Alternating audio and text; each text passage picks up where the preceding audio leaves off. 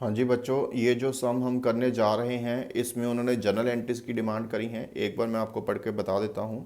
Ankit, Bhanu, Charu are partners sharing profit ratio equally. Capital 2,50,000 each. On 1 October Ankit and Bhanu gave loan 2,50,000 each to the firm, where as Charu took का loan 1 lakh from the firm on the same date.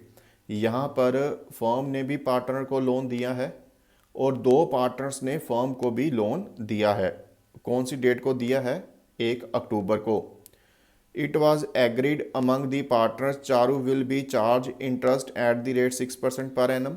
Interest on loan from partner was paid 10 April. The firm books close 31 मार्च। जो books close होंगी वो 31 मार्च को होंगी और journal entries हमने पास करके दिखानी है।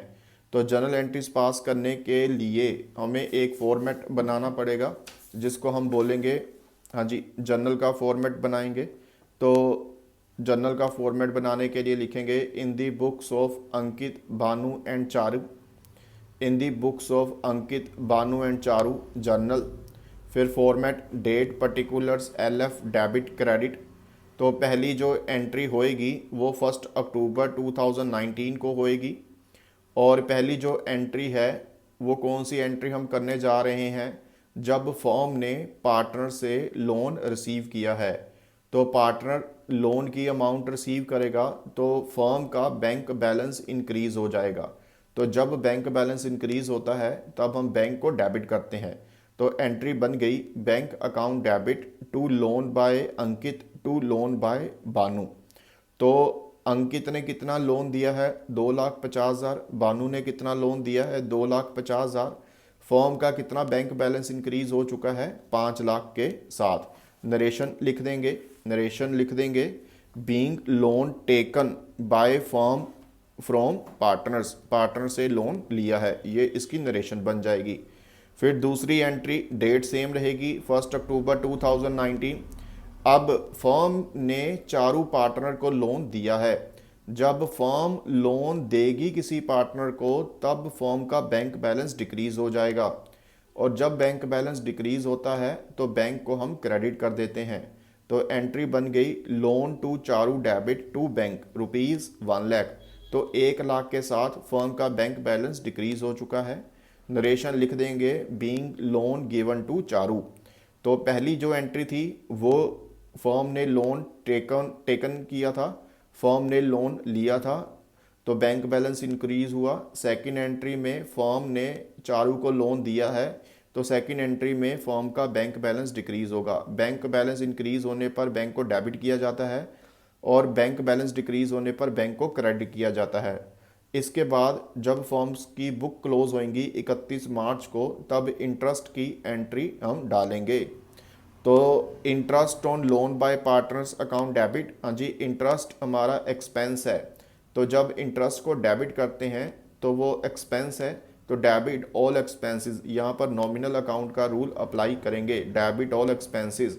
तो इंटरेस्ट पे करना बिजनेस के लिए या फर्म के लिए एक्सपेंस है तो डेबिट ऑल एक्सपेंसेस। तो interest on loan by partners account debit to loan by Ankit to loan by Chaman. आइए इसकी कैलकुलेशन कर लेते हैं। एक पार्टनर ने कितनी अमाउंट का लोन फर्म को दिया था? 2,50,000 का। और रेट ऑफ इंटरेस्ट बुक में गिवन है 6% के हिसाब से। और जो डेट बनती है अक्टूबर से मार्च तक उसके हिसाब से 6/12। हाँ जी, अगर पार्टनरशिप डीड साइलेंट है तो भी इंटरेस्ट कितना फर्म पे करेगी? 6% पर एनम के हिसाब से। तो ये 7,500 का इंटरेस्ट आ जाता है एक पार्टनर का। तो 7,500 और 7,500 15,000 टोटल फर्म के लिए एक्सपेंस कितना है? 15,000। टोटल फर्म के लिए एक्सपेंस कितना है? 15,000। आइए अगली एंट्री करते हैं 31 मार्च 2020 को। इस एंट्री में हमने लिखा है Charu's capital debit to interest on loan to partner. इसकी अमाउंट की कैलकुलेशन कर लेते हैं। 1 लाख रुपए का ये जो लोन है फर्म ने दिया है चारू को, तो 1 लाख मल्टीप्लाई 6/100 और डेट 1 अक्टूबर ही है इसलिए 6/12 करेंगे। तो 3,000 का जो इंटरेस्ट है यहाँ पर ये फर्म की इनकम है। तो credit all income and gain, तो यहाँ पर हमने इंटरेस्ट को क्रेडिट किया है क्योंकि ये फर्म की इनकम है। यहाँ पर मैं आपको थोड़ा सा क्लियर करना चाहता हूँ, ऊपर वाली एंट्री में हमने लोन अकाउंट ओपन किया है और इस एंट्री में हमने कैपिटल अकाउंट ओपन किया है। जब फर्म ने लोन की इंटरेस्ट की अमाउंट पे करनी है तो फर्म उसके लिए स्पेशल लोन अकाउंट बनाती है, और अगर फर्म ने इंटरेस्ट रिसीव करना है तो वो उसकी कैपिटल में से एडजस्ट हो जाता है।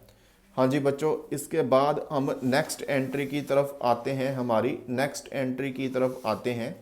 तो 31 मार्च को हम नेक्स्ट एंट्री डालेंगे, क्लोजिंग एंट्री बोलते हैं इसको।